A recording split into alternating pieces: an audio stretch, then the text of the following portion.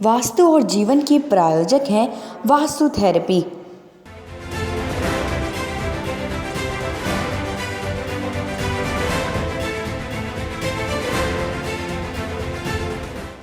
आप देख रहे हैं हमारा खास कार्यक्रम वास्तु और जीवन।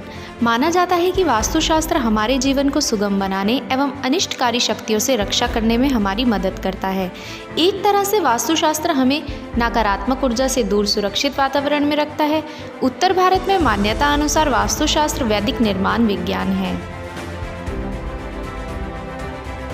कैसे वास्तुशास्त्र लोगों की मदद करता है, आइए आपको बताते हैं। हमारे कार्यक्रम में है श्वेता मित्तल, डॉक्टर पूनम गुप्ता।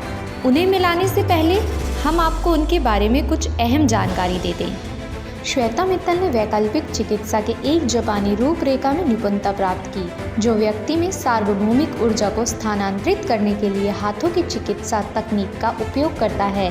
यह ऊर्जा बदले में अच्छे स्वास्थ्य, वित्तीय स्थिरता और स्थायी संबंधों को बढ़ावा देती है। रेकी के क्षेत्र में 17 वर्षों के अनुभव के साथ श्वेता अपने ग्राहकों के जीवन में सकारात्मक बदलाव के लिए उत्प्रेरक रही है। उन्हें जल्द ही इस बात का एहसास हुआ कि रहने वाले के जीवन में बदलाव उस इमारत में दिखाई देगा जहां वह रहता है या काम करता है। इसलिए उन्होंने वास्तु संबंधी समस्याओं को वैज्ञानिक रूप से ठीक करने के लिए अपनी यात्रा शुरू की।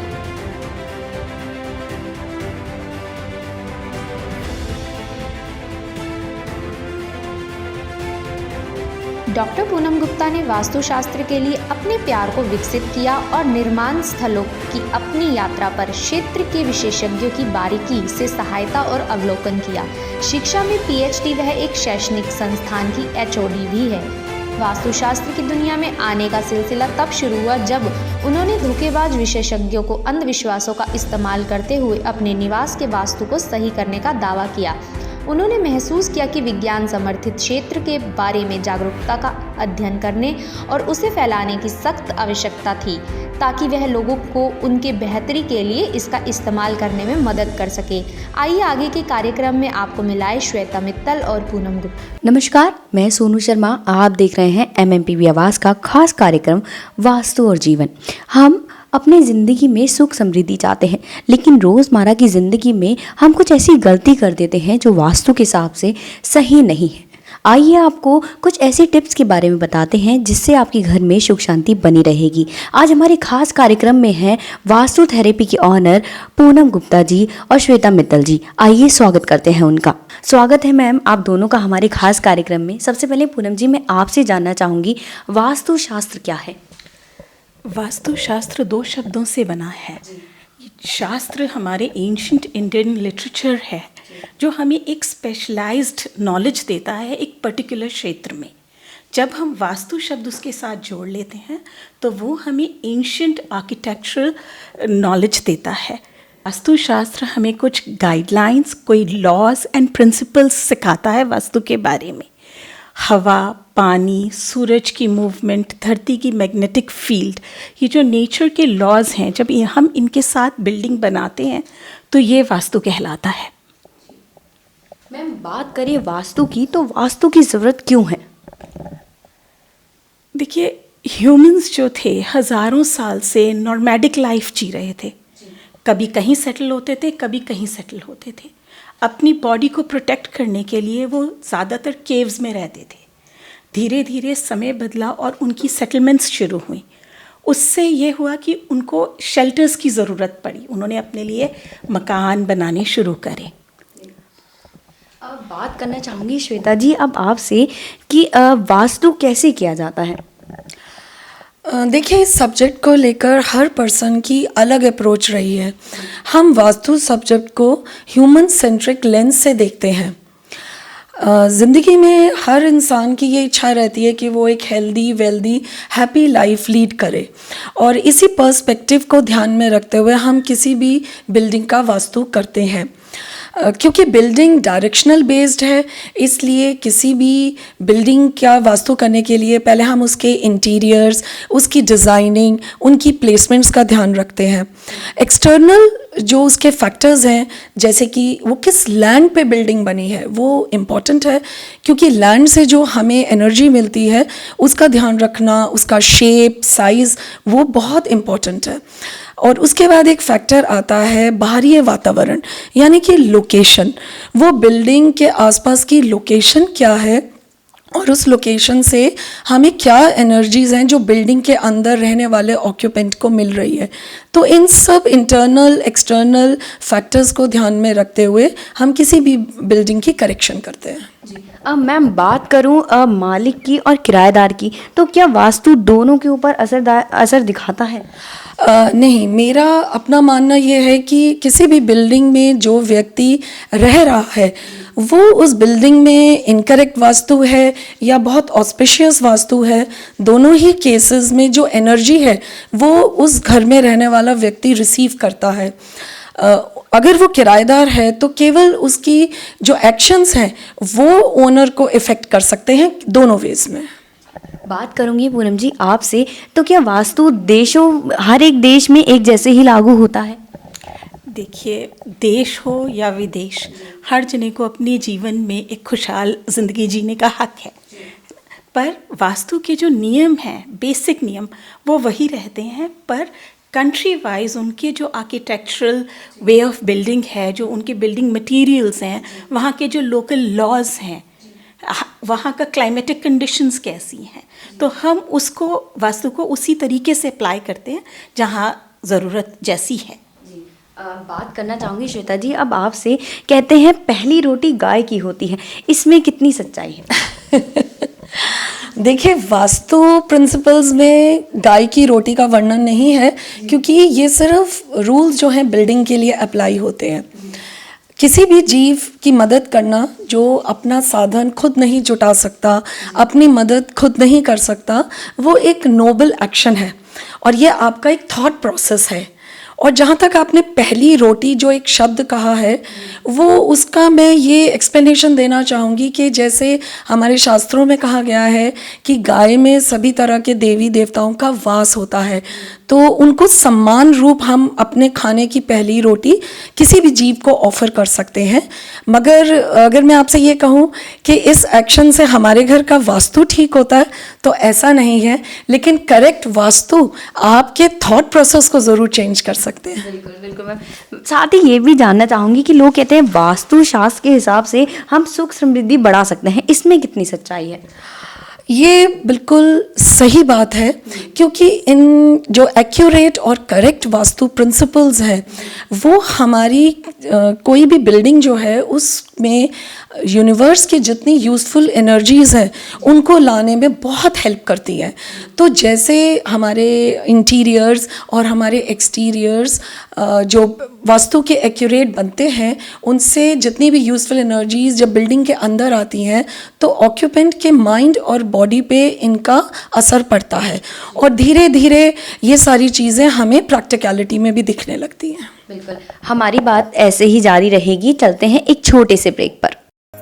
Lal Mahal basmati rice, AK vision, महिला मंडल पंजाबी बाग, अमान्य jewellers, house of desserts. Break के बाद स्वागत है आपका। पूनम जी, मैं आपसे जानना चाहूँगी रंगों का वास्तु में क्या महत्व है? देखिए, कलर्स जो हैं वो वास्तु का अभिन्न अंग है। हम ये समझते हैं कि कलर्स अपने आप में एक एनर्जी है और उसके थ्रू हम घर की एनर्जी बैलेंस करने की कोशिश करते हैं और वो बहुत ज़रूरी भी चीज़ है। हम कलर्स को वास्तु में एक रेमेडी की तरह यूज़ करते हैं और ऑक्यूपेंट्स के हित के लिए उन्हें यूज़ करते हैं। कहाँ पर कौन सा रंग और किसके लिए कौन सा रंग, दोनों ही चीज़ें बहुत इम्पॉर्टेंट हैं। बात करें पूनम जी, अगर हमारा जीवन अच्छा चल रहा है उसके बाद भी क्या हमें अपने जीवन में वास्तु की ज़रूरत पड़ती है? देखिए, जो प्राइमरी एनर्जीज़ हैं वो ह्यूमन की हैं, नेचर की हैं। घर एक सेकेंडरी एनर्जी है। ऐसा नहीं है कि अगर आप अपने आप को उस लेवल तक राइज कर सकते हैं तो ये हो सकता है, मुमकिन है।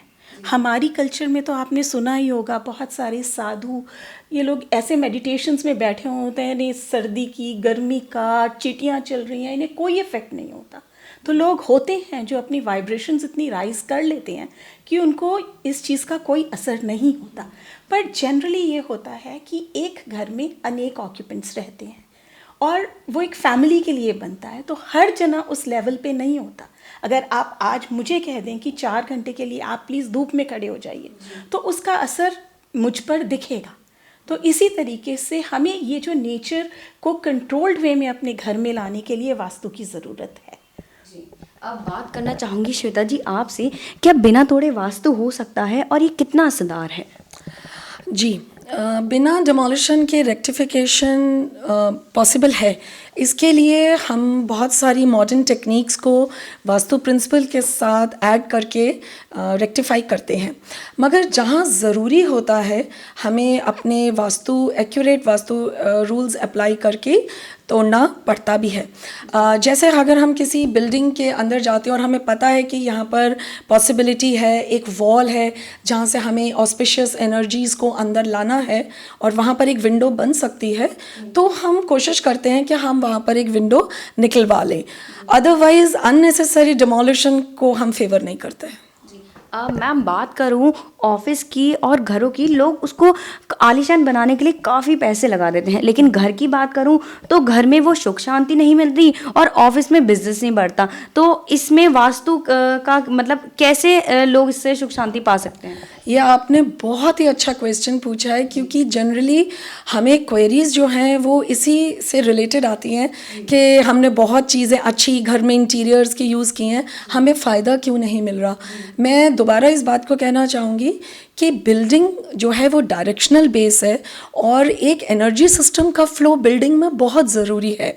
हम अपने आजकल मॉडर्न टेक्निक से जितने भी इंटीरियर्स यूज़ कर रहे हैं, हम सोचते हैं कि हमने बेटर से बेटर मटेरियल यूज़ किया है, लेकिन उसकी रॉन्ग प्लेसमेंट्स, उसकी डिज़ाइनिंग और कुछ एक्सटीरियर फॉल्ट्स की वजह से जो है वो जो करेक्ट एनर्जी का फ्लो है वो हम बिल्डिंग में नहीं ले पाते हैं। तो यही रीज़न है कि हम इतना मॉडर्नाइजेशन में पैसा खर्च करते हैं, ब्यूटिफिकेशन में पैसा खर्च करते हैं, लेकिन जो असली कारण है उसे हम भूल जाते हैं। बिल्कुल। और साथ में मैं ये भी जानना चाहूँगी मैम कि वास्तु दोष के बारे में, कि ये क्या है और इसका क्या प्रभाव पड़ता है? वास्तु में प्रिंसिपल एनर्जी का है, क्योंकि हम वास्तु में हमेशा एनर्जी फ्लो की ही बात करते हैं, चाहे वो सनलाइट है, चाहे वो एयर है। तो इस एनर्जी का डिस्ट्रप्शन, यानी कि ये एनर्जी के फ्लो में जो डिस्टॉर्शन है, जो रुकावट है, चाहे वो इंटीरियर है चाहे वो एक्सटीरियर है, हम उसे दोष कहते हैं। इंटीरियर दोष हमारा ये हो सकता है कि एलिमेंटल इम्बैलेंसेस, जो हमारे 5 एलिमेंट्स हैं वो सही तरीके से घर में उनकी प्लेसमेंट ना होना, और एक्सटीरियर में दोष हैं कि घर की बिल्डिंग के आगे हार्मोनियस चीज़ों का ना होना, अननेसेसरी गड्ढे, तालाब, ये भी हमारे लिए एक दोष क्रिएट करते हैं और इनका प्रभाव 100% बिल्डिंग में रहने वाले लोगों पे पड़ता है। क्योंकि जब एनर्जी का फ्लो डिस्टॉर्ट होगा, ब्रेकेज होगी, तो जो यूज़फुल एनर्जी हमें ब्रह्मांड से मिलनी है वो ऑक्यूपेंट को नहीं मिलेगी। तो घर में जैसे आपने देखा होगा कंसंट्रेशन की प्रॉब्लम है, पीसफुल एनवायरनमेंट नहीं है, मनी ब्लॉकेजेस हैं।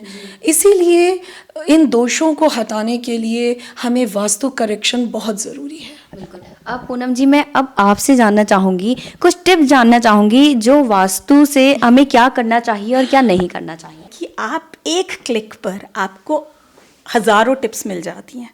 इंटरनेट पे एक्सेसिव नॉलेज है वास्तु के बारे में और लोग उसे अप्लाई करते हैं और फिर भी वो सक्सेसफुल नहीं होते, है ना, नहीं उसका प्रभाव आता। तो मेरी टिप ये है कि आप प्रोफेशनल्स को प्रोफेशनल्स का काम करने दीजिए। That's the best tip that I can give. आपको अगर एक पॉजिटिविटी, एक लाइफ में बेटरमेंट चाहिए तो बेटर बिल्डिंग्स ढूंढिए और बेटर कंसल्टेंट्स ढूंढिए। आखिर में मैम, मैं आपसे अपने दर्शकों के लिए, स्पेशली महिला दर्शकों के लिए आपसे संदेश चाहूँगी। मैं वास्तु थेरेपी की तरफ से MMPB चैनल का बहुत धन्यवाद करती हूँ कि उन्होंने हमें अपना माध्यम चुना कि वास्तु को लेकर जो लोगों के मन में डाउट्स थे और उनको जो एक अवेयरनेस की ज़रूरत थी, हमारी आवाज़ आप तक पहुँचाई। इसके लिए मैं बहुत शुक्रिया अदा करती हूँ और आपकी फर्दर इंक्वायरीज़ के लिए आप हमें संपर्क कर सकते हैं। नमस्कार। Thank you ma'am. तो ये थे हमारे साथ वास्तु थेरेपी के ऑनर श्वेता मित्तल जी और पूनम गुप्ता जी। हम फिर हाजिर होंगे अपने खास कार्यक्रम धर्म और वास्तु में। आप देखते रहिए MMPV आवाज़।